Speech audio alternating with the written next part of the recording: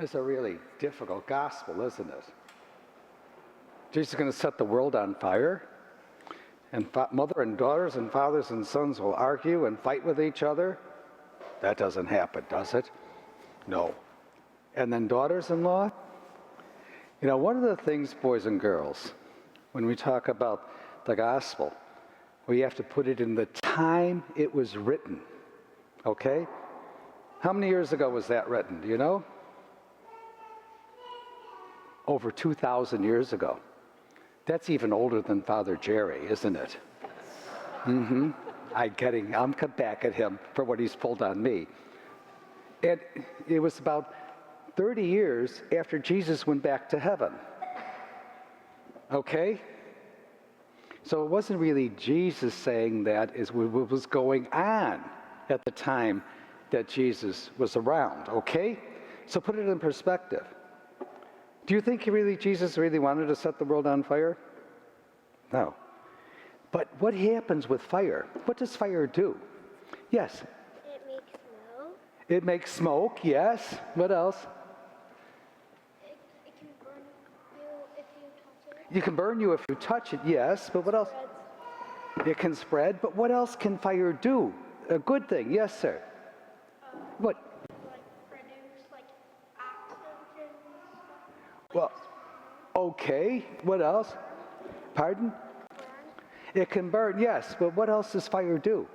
It could give light. It can give light, yes. All right, what else can it do? That's good. You can use it for cooking. Cooking. Oh, yes, I like this, yes. You can put out water. You can make hot water, yes. It can bring, well, yes, the fire can bring the Holy Spirit, yes. S'mores, yes, you can make s'mores, yes. What else can you do with fire? Pardon? You can make bread. Okay, so fire can do good things. And that's what Jesus is trying to tell us in today's gospel. Fire can bring good things. Because, sometimes, when I was a kid, and never do this, you would always burn something to help purify it, to make it better. Now we use, if you go to, they use sterilizers. But in those days, in order to help things make them safe to use, they would burn them. And also they would take some crazy rock, put it in fire, and gold would come out of the rock. So that's what Jesus is talking about. He wanted to bring a fire that would bring new life, especially the Holy Spirit. That's a great example. So that's what would happen. But also Jesus realized, the writer of the gospel was realizing that because you're going to be a follower of Jesus, it's not going to be easy. Because people won't like you because you follow Jesus. Did you know that? We live in northern Illinois, so we're kind of safe.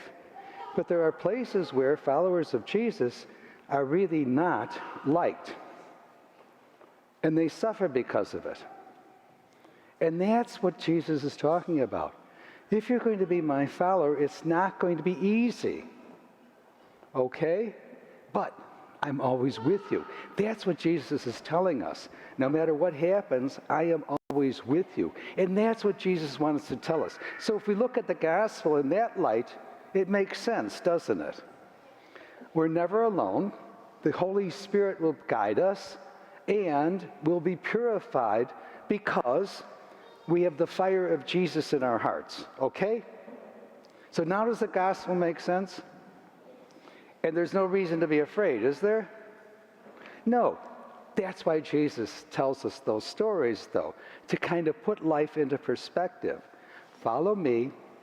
Your hearts will be alive with the fire of my love, and I'm always with you, no matter what happens. Isn't that wonderful?